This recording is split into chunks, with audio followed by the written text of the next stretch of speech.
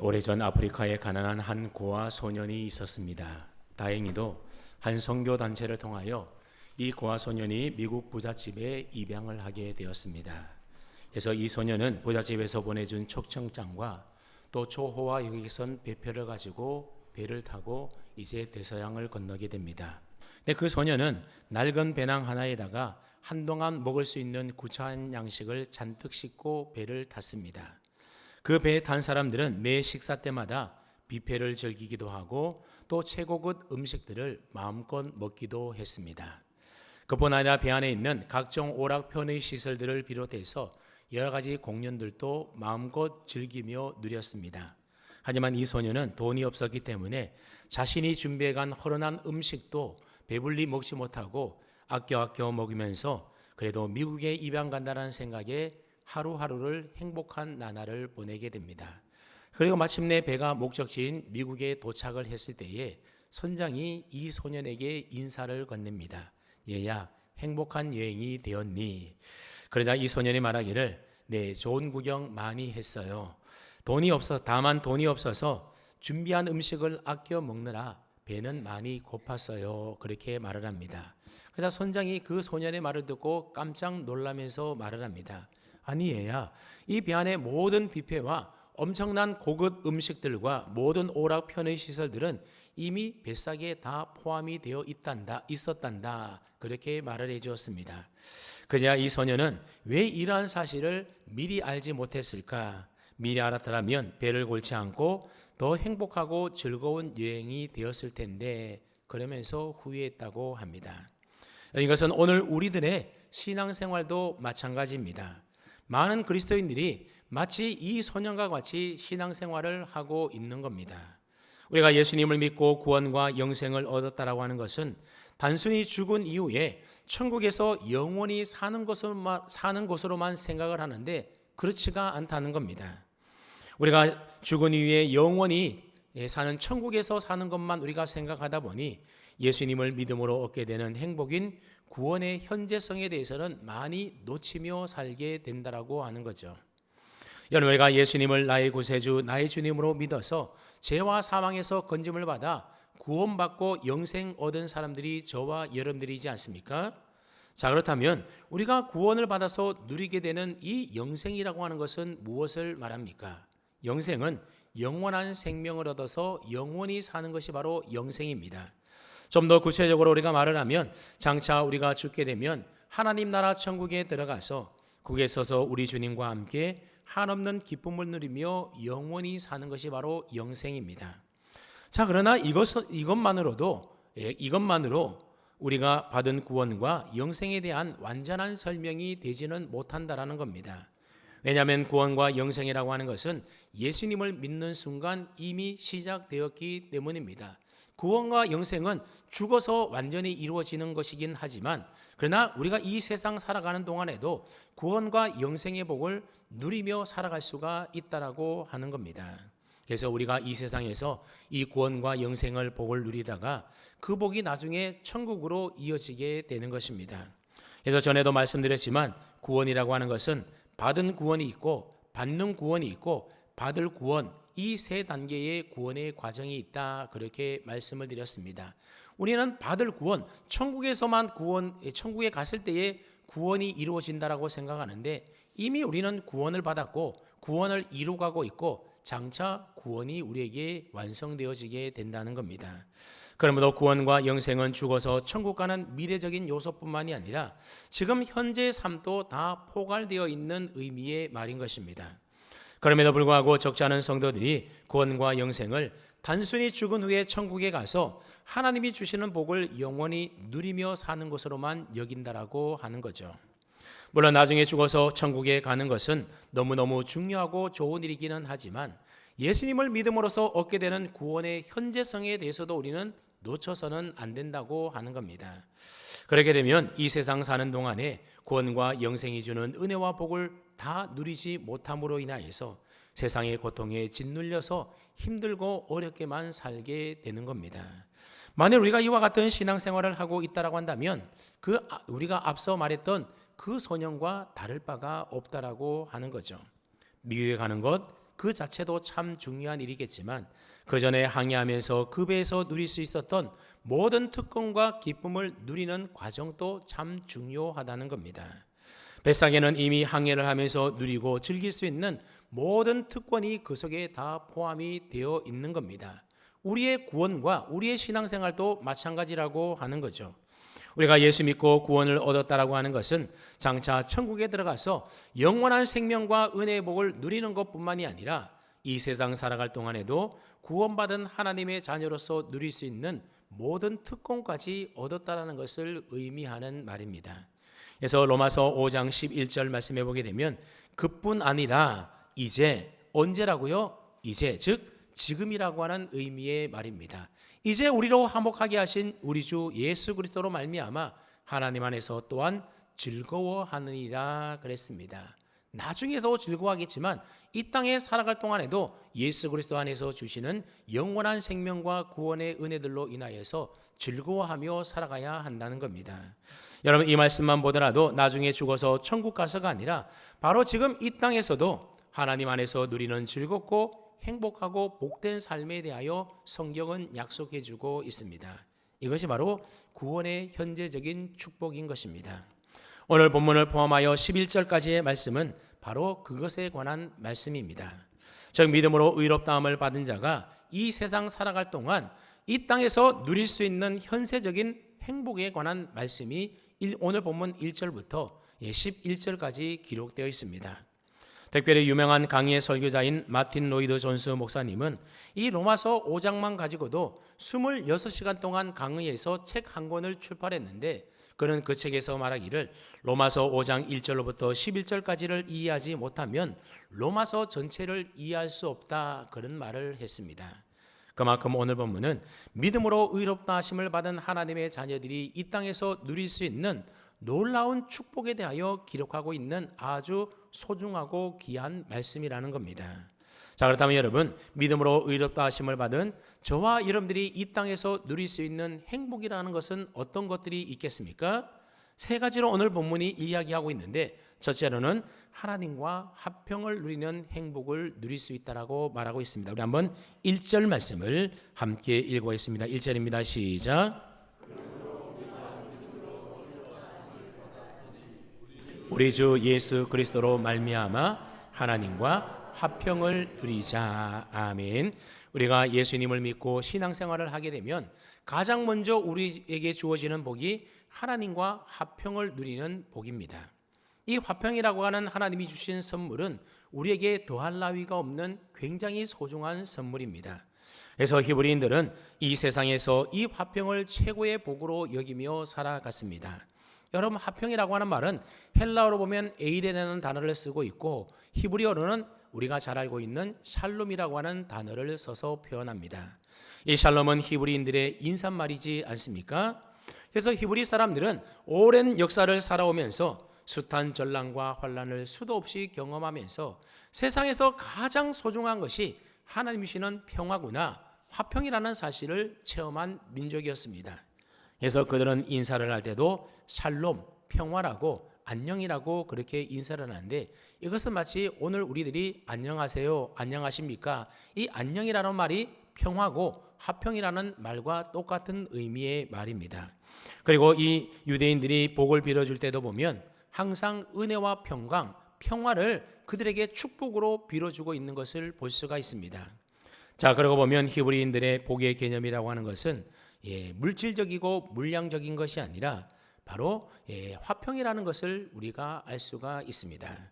그래서 구약 성경 잠언 17장 1절 말씀에도 보게 되면 마른 떡 한 조각만 있고도 화목하는 것이 제육이 집에 가득하고도 다투는 것보다 나으니라 그랬습니다. 무엇이 더 낫다라는 겁니까? 돈 많이 있는데 화목하지 않고 싸우는 것보다도 돈이 별로 없이 가난하게 살아도 화목하게 사는 것이 오히려 더 나은 일이다. 그렇게 성경은 가르쳐주고 있습니다. 여러분 이러한 화평은 개인이나 가정이나 사회나 국가를 막론하고 누구에게나 다 필요한 것 아니겠습니까? 여러분 화평이 깨어진 가정은 그 가정이 평안하지 않고 늘 지옥을 경험하게 되는 것이 화평이 깨어진 가정의 모습입니다. 부부간의 관계가 깨어지게 되면 화평이 깨어지면 다툼으로 시작해서 결국 파혼으로 끝나게 되는 것 아니겠습니까? 이것은 나라와 나라 사이의 관계도 마찬가지라고 하는 거죠. 나라 간의 평화가 깨어지게 되면 전쟁의 소용돌이가 밀어닥치게 되고 무시무시한 대가를 치르게 되는 것입니다. 여러분, 지금 우크라이나 어디예요? 러시아하고 우크라이나가 벌써 몇 년째 계속 전쟁을 하고 있는데 그 사람들을 국민들의 가장 큰 소망이 있다면 무엇이겠습니까? 돈 많이 벌어서 부자로 잘 살고 이것보다도 나라가 전쟁이 그치고 평화롭고 안정되게 살아가는 것, 그들이 가장 소망하는 꿈일 것입니다. 그렇습니다. 지금 현재 우리가 누리고 있는 가정이나 물질이나 건강이나 우리가 누리고 있는 이 신앙조차도 이 모든 것들이 다 나라가 안정되고 평화롭기 때문에 우리가 누릴 수 있는 것이라고 하는 거죠. 이 평화가 깨어져 버리게 되면 우리의 모든 것들도 다 날아가 버리고 망쳐버리고 말게 되는 겁니다. 여러분, 직장 생활 가운데서도 가장 힘든 문제가 인간관계라고 하지 않습니까? 보기 싫은 사람, 나와 합평하지 않는 사람과 매일 얼굴을 마주보고 일한다는 것이 얼마나 고되고 힘든 일이겠습니까? 교회 안에서도 시험 드는 가장 큰 원인 역시도 인간관계의 화평이 깨어지는 일인 겁니다. 그러므로 화평은 인간의 모든 삶 가운데서도 어쩌면 가장 중요한 요소 가운데 하나인 겁니다. 우리는 늘 이 평화를, 화평을 누리며 살아가고 있기 때문에 이것의 소중함에 대하여 잘 알지 못하지만 그것이 깨어졌을 때에 그 화평, 평화의 소중함을 우리는 비로소 알게 되는 것이죠. 특별히 우리의 삶의 가장 기본이 되고 중요한 화평이 있다고 한다면 그것은 바로 하나님과의 화평입니다. 다른 모든 사람들과 화목하게 잘 지낸다 하더라도 하나님과의 관계가 깨어져 있는 사람은 인생의 참된 행복을 누리며 살아갈 수가 없는 것입니다. 그런데 하나님과의 화평은 아무나 누릴 수 있는 것이 아니라 오직 누구만 누릴 수 있는 겁니까? 예수님을 믿고 의롭다 하심을 얻은, 그래서 구원받은 하나님의 자녀된 자들만 누릴 수 있는 특권이 바로 하나님과의 화평인 것입니다. 이 말은 우리가 예수님을 믿기 전에는 하나님과의 관계가 깨어져서 하나님과의 화평을 누릴 수 없었던 관계였다라는 것을 의미하는 겁니다. 그렇습니다. 아담의 타락 이후에 모든 인간은 하나님과의 관계에서 죄의 담이 가로막혀 있음으로 인하여서 하나님과의 관계가 완전히 단절되고 분리되어 버렸습니다. 그래서 우리가 하나님을 찾고 싶어도 찾을 수가 없고 하나님 앞에 나아가고 싶어도 나갈 수 없는 존재가 되어 버렸습니다. 그래서 에베소서 2장 말씀해 보게 되면 그때 우리는 아예 하나님과 원수가 되어 공중권세 잡은 자, 즉 마귀의 종노릇하며 죄의 종노릇하며 살았었다 말씀하고 있습니다. 그래서 세상 풍조를 따라서 세상의 지식과 명예를 쫓고 돈과 권력과 부도덕한 사회 관행과 온갖 미신적이고 비합리적인 그런 세상적인 삶의 방식을 따라서 내 마음대로 살았던 우리들이지 않습니까? 오늘 본문과 연결되어 나오는 로마서 5장 10절 말씀에도 보면 그때 우리와 하나님의 관계를 뭐라고 표현합니까? 원수가 되었을 때 원수라고 표현하고 있습니다. 이처럼 우리가 예수 믿기 전에는 타락한 불순종의 아들들처럼 살 수밖에 없었던 가장 큰 이유가 있는데 그것은 바로 그때 우리 모두는 본질상 진노의 자녀로 하나님과 원수된 자였기 때문에 그렇습니다. 그런데 긍휼과 은혜가 풍성하신 하나님께서 그 아들 예수 그리스도를 통하여 하나님과 우리 사이를 가로막고 있던 모든 죄의 담을 허물어 주셨습니다. 그래서 에베소서 2장 14절 말씀을 보았더니 그는 우리의 화평이신지라 둘로 하나를 만드사 원수된 것 곧 중간에 막힌 담을 자기 육체로 허시고 그랬습니다. 여기서 나오는 그는 누구나 하면 바로 예수 그리스도를 가리킨 겁니다. 예수님이 우리의 화평이고 우리의 평화가 되셔서 하나님과 우리 사이를 가로막고 있던 모든 죄의 담을 허물어 주셨다라고 말씀하고 있습니다. 또한 16절 말씀해 보았더니 또 십자가로 이 둘을 한 몸으로 하나님과 화목하게 하려 하심이라 원수된 것을 십자가로 소멸하셨다 말씀하고 있습니다. 그렇습니다. 예수님께서 우리의 중보자가 되어주셔서 하나님과 원수되었던 우리를 대신하여 십자가에 우리를 대신하여 죽으심으로 하나님과 우리 사이를 가로막고 있던 모든 죄의 담을 허심으로 우리의 화평이 되어주시고 우리의 평화가 되어주셨습니다. 그래서 우리가 예전에 즐겨 부르던 가스펠 찬송가 가사 가운데 보면 주는 평화 막힌 담을 모두 허셨네 그는 평화 우리의 평화. 여러분 우리가 많이 불렀던 그런 찬송이지 않습니까? 만약 우리가 하나님과 합평하지 못했다고 한다면 우리는 여전히 죄의 종로로 다니며 살다가 결국 지옥으로 떨어질 그런 인생이었다라고 하는 거죠. 근데 하나님의 은혜로 우리가 예수님을 믿게 되었고 예수님을 믿음으로 의롭다함을 얻어서 하나님과 합평을 누리게 되었고 우리의 모든 죄를 사함받고 의롭다 하심을 얻은 자가 된 것입니다. 그렇게 하나님과 합평을 누림으로써 우리는 하나님의 자녀가 되었고 하나님의 자녀로서 누릴 수 있는 모든 축복과 은혜와 특권을 우리가 비로소 누리게 된 것입니다. 더 나아가 오늘 우리가 하나님과 합평하다라고 하는 것은 현재 합평을 통하여 미래의 큰 축복을 약속받았다라는 의미의 말씀입니다. 그래서 오늘 합평하다라고 하는 것은 오늘 내 마음이 평안하다는 것만을 의미하는 것이 아니라 영원한 하늘나라의 축복을 오늘 현재 여기 이 땅에서 맛보며 누리면서 살게 되었다라는 것을 말합니다. 그래서 오늘 본문에서는 하나님과 합평을 누리자라고 이야기하고 있는데 이 누리자라고 하는 말은 즐기다라는 의미의 뜻을 가지고 있는 말입니다. 즉 합평은 그대로 가지고만 있는 것이 아니라 우리가 누리고 즐겨야 하는 것이라는 거죠. 여러분 물질도 내가 가지고 있다고 해서 그것이 다 내 것이겠습니까? 통장에 아무리 돈의 잔고가 많이 들어있다 하더라도 그것을 한 번도 사용하지 않고 그냥 통장 안에만 넣어둔다라고 한다면 여러분 그것은 내 것이라고 말할 수 있는 것이 아닌 거죠. 그것을 누리고 즐길 때에 비로소 내 것이 되는 것입니다.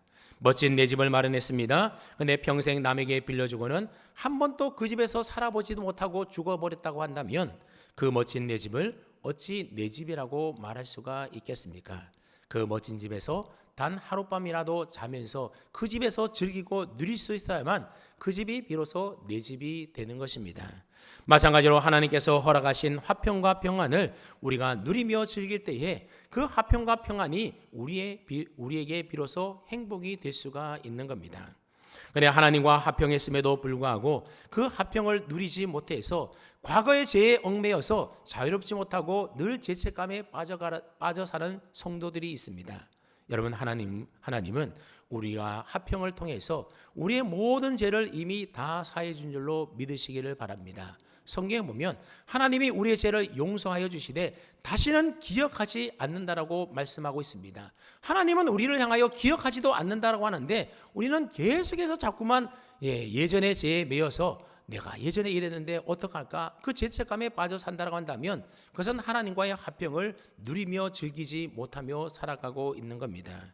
마귀는 지난 날의 죄를 자꾸만 들춰내어서 우리를 정죄하지만 하나님과 합평한 자에게는 결코 정죄함이 없다라고 성경이 분명히 선언하고 있습니다. 그러므로 하나님과의 합평을 분명히 누리며 사는 저와 여러분 되시기를 축복합니다. 아멘. 자, 그렇다면 하나님과의 합평을 우리가 어떻게 하면 좀 더 잘 누리며 즐기며 살 수가 있는 것일까요? 찬송가 85장 1절 가사를 보았더니 이렇게 이야기를 합니다. 구주를 생각만 해도 이렇게 좋거든 주 얼굴 배울 때야 얼마나 좋으랴 그렇게 찬송합니다. 그저 주님만 생각해도 좋다라고 하는 겁니다. 그러면서 주님 배울 날을 사모하며 기다린다라고 하는 거죠. 여러분 연애할 때에 사랑하는 사람 얼굴만 생각을 떠올려도 그렇게 좋지 않습니까? 그런데 보면 얼마나 더 좋겠습니까? 바로 이렇게 고백하며 찬양할 수 있는 그 사람이 하나님과의 합평을 좀 더 잘 누리며 살고 있는 사람이라고 하는 거죠. 만일 우리가 아내와 남편을 생각할 때에 마음이 참 좋으면 그래도 아내와 남편과 좋은 관계를 맺고 살아가는 것일 겁니다. 근데 아내와 남편을 생각할 때에 그저 그렇다라고 한다면 그 남편과 그 아내와는 썩 좋은 관계가 아니라고 하는 겁니다. 아내나 남편 생각할 때에 무엇인가 불평하거나 짜증이 나거나 또는 생각하기조차도 싫다라고 한다면 그 부부관계는 이미 깨어져 있는 것과 마찬가지인 겁니다. 여러분 하나님과의 관계도 마찬가지라고 하는 거죠. 하나님을 생각할 때에 마음이 불편해지거나 거리감이 느껴진다라고 한다면 하나님과의 좋은 관계, 즉 하나님과의 화평을 누리고 살고 있는 것이 아닌 것입니다. 하나님만 생각해도 마음이 막 기쁘고 가슴이 뛰고 하나님 생각하는 것이 참 좋을 때에 우리는 하나님과 참된 화평을 누리고 살고 있는 것입니다. 이처럼 하나님과의 좋은 관계 속에서 화평을 누릴 때에 하나님이 주시는 모든 은혜와 복을 우리는 누리며 살아갈 수가 있게 되는 것입니다. 이것이 바로 믿음으로 의롭게 된 자가 누리는 첫 번째 행복인 것입니다. 자, 두 번째로 믿음으로 의롭다 하심을 얻은 사람이 누리는 두 번째 행복은 무엇인가 하면 하나님의 은혜에 들어갈 수 있는 복이라고 하는 겁니다. 우리 한번 2절 상반절 말씀을 읽는데 들어감을 얻었으며까지 함께 읽어보겠습니다. 시작.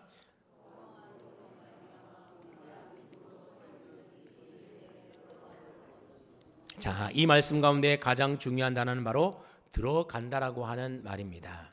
이 들어간다라고 하는 말은 구약의 제사 제도를 배경으로 사용되고 있는 말입니다. 여러분, 구약 시대의 성전에는 아무나 함부로 들어갈 수가 없었습니다. 예를 들어 이방인들은 성전에 가더라도 이방인의 뜰까지만 들어가고 더 이상 들어갈 수가 없었습니다.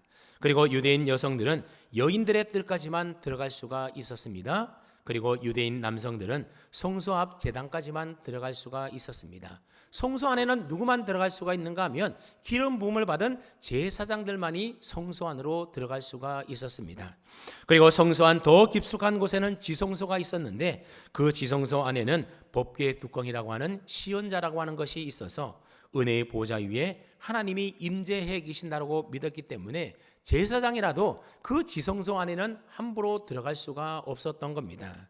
이 지성소 안에는 오직 대제사장만이 들어갈 수가 있었는데 그것도 1년에 단 한 번 대속죄일에만 아주 조심스럽게 들어갈 수가 있었습니다. 대제사장이라 하더라도 함부로 들어갔다가는 죽음을 면치 못했던 겁니다. 그래서 대제사장이 지성소 안으로 들어갈 때에 방울을 달고 끈을 매달아서 안으로 들어가는데 혹시라도 방울 소리가 나지 않으면 밖에서 그 끈을 잡아당겨서 끌어냈는데 왜냐하면 조심스럽게 행동하지 못해서 하나님이 그를 죽였을까 싶어서 그렇게 하고 들어갔던 겁니다. 그러니 지성소 안에 하나님이 임재해 계시는 은혜의 보좌 앞에 들어간다라고 하는 것은 구약시대 때는 무섭고 상당히 두려운 일이었다라고 하는 거죠. 그래서 함부로 들어오지 말라라고 지성소와 성소 사이를 휘장으로 막아 놓았던 것입니다. 근데 여러분, 그 지성소를 가로막고 있는 휘장이 언제 찢어졌다라고 성경이 이야기합니까? 예수님께서 십자가 위에서 운명하실 그 순간에 지성소를 가로막고 있던 두터운 휘장이 위에서부터 아래로 찢겨졌다라고 성경이 말씀하고 있습니다. 이게 무슨 의미라고 했습니까?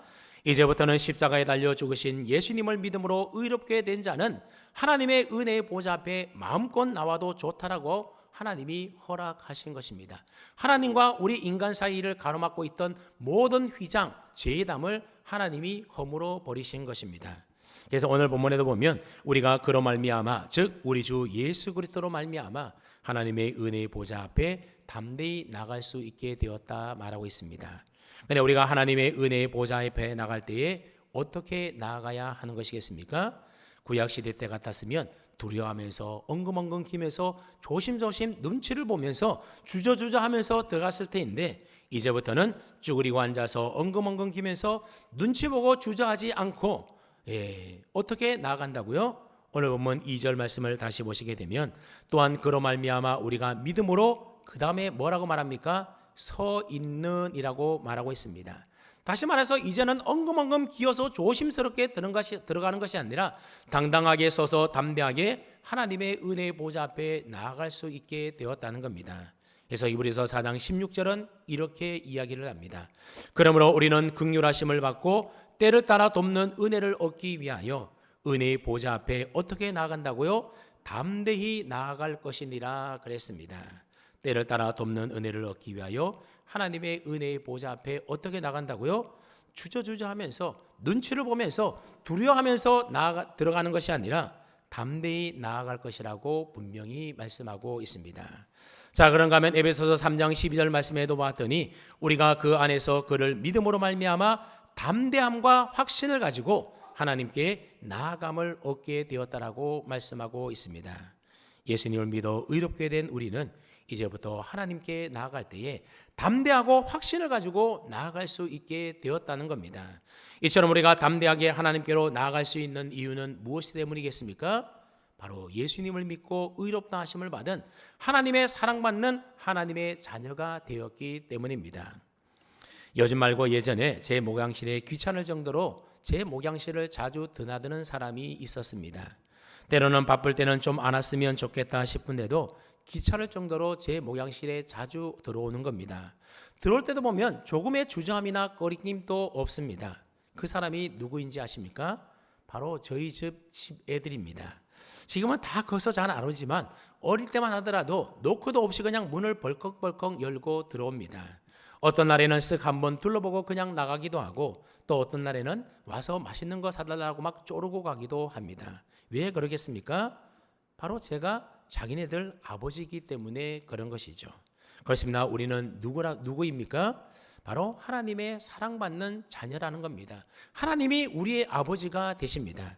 그러니 이제부터는 하나님 앞에 나아갈 때 쭈삣쭈삣거리거나 망설이거나 두려워할 필요가 없다라는 겁니다. 마치 우리 아이들이 목양실에 그냥 자기 마음대로 드나드는 것처럼 그렇게 자신감 있게 우리가 하나님 앞에 담대히 나아갈 수 있게 된 것이죠. 그래서 우리는 언제라도 하나님의 은혜 보좌 앞에 이제는 담대히 나아가서 하나님과 교제할 수 있게 되었습니다. 그리고 마음껏 하나님 아버지께 기도할 수 있게 되었습니다. 때를 따라 돕는 은혜를 구할 수가 있게 된 것이죠. 아무리 어렵고 힘든 부탁이라 할지라도 하나님께 다 부탁하고 하나님께 맡길 수 있는, 기도할 수 있는 그런 특권이 오늘 하나님의 자녀되는 우리에게 주어졌다라고 하는 것이죠. 이 은혜와 특권은 예수 그리스도를 믿어서 의롭다함을 인정받은 하나님의 자녀된 자만이 누릴 수 있는 행복이라고 하는 겁니다. 그러면 여러분 모두도 하나님의 은혜의 보좌 앞에 담대히 나갈 수 있는 이 특권과 행복을 마음껏 누릴 수 있기를 축복합니다. 아멘. 믿음으로 의롭다함을 받은 자가 누리는 세 번째 복은 하나님의 영광을 바라고 즐거워할 수 있는 것입니다. 2절 후반부 말씀을 보게 되면 하나님의 영광을 바라보고 즐거워하느니라 말씀하고 있습니다. 여기서 하나님의 영광을 바란다라고 하는 것은 영광 중에 계시는 주님을 만나 뵙기를 고대하며 소망한다라는 의미의 말이기도 하지만 그보다는 하나님의 영광을 그 주님과 함께 누리는 것을 소망한다라고 보는 것이 좀 더 옳은 해석으로 보입니다. 여러분 이것은 얼마나 놀라운 소망인지 모릅니다. 로마서 3장 23절 말씀을 보게 되면 모든 사람이 죄를 범하였음에 하나님의 영광에 이르지 못하게 되었다라고 분명히 선언하고 있습니다.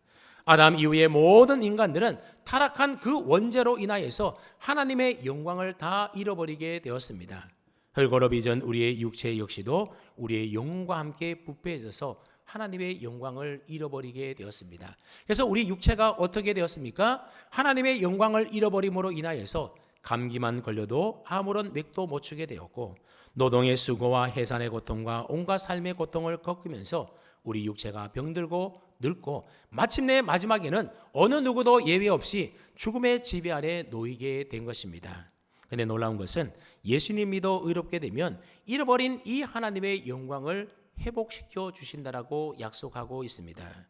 구원이라고 하는 것은 처음 창조 때 가졌던 잃어버린 이 하나님의 영광을 다시 회복하는 것이 구원이지 않습니까?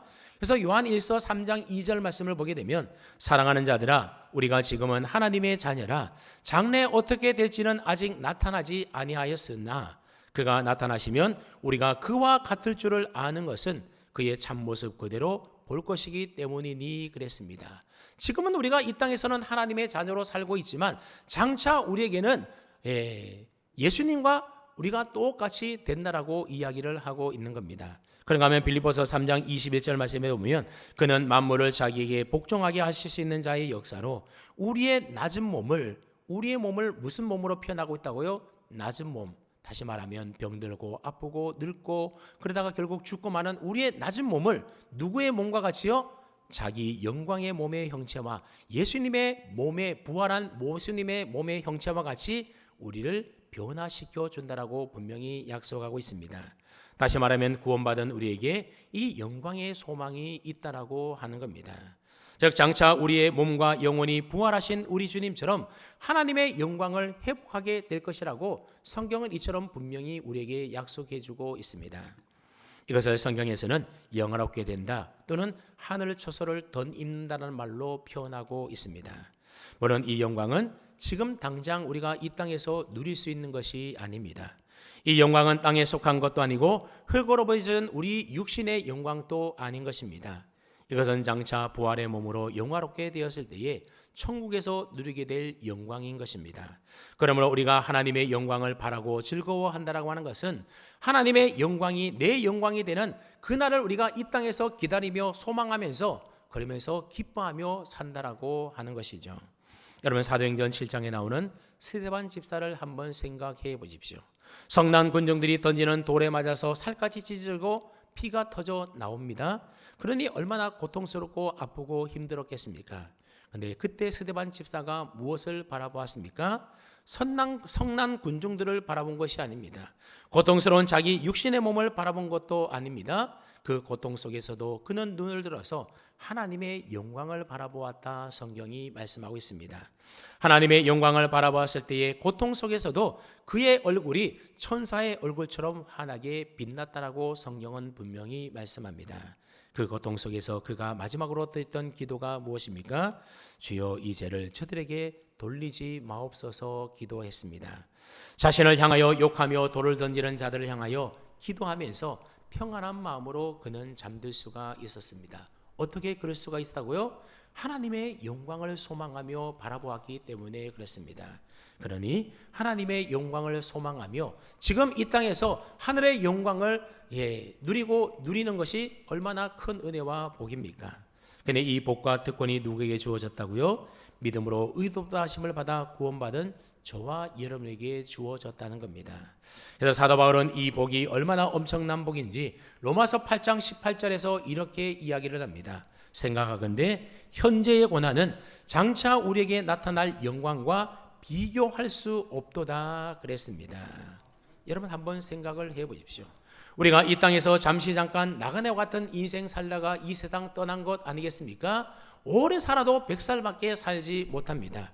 근데 만일 장차 우리에게 영원히 주어질 이 영광이 약속되어 있지 않다라고 한다면 나그네와 같은 우리의 삶이 얼마나 허무하고 더덥겠습니까? 그러나 믿음으로 의롭다 하심을 받은 저와 여러분들은 다르다라고 하는 거죠. 우리에게는 하나님이 주시는 분명하고 확실한 약속이 있는데 그 약속이 무엇입니까? 장차 늙고 병들고 아픈 우리의 육신의 몸은 이 땅에 다 벗어 던져버리고 부활하신 우리 주님처럼 영원한 모습으로 변화해서 저 좋은 천국에 들어가서 영원한 아버지의 영광에 참여할 수 있게 된다라고 하는 약속입니다.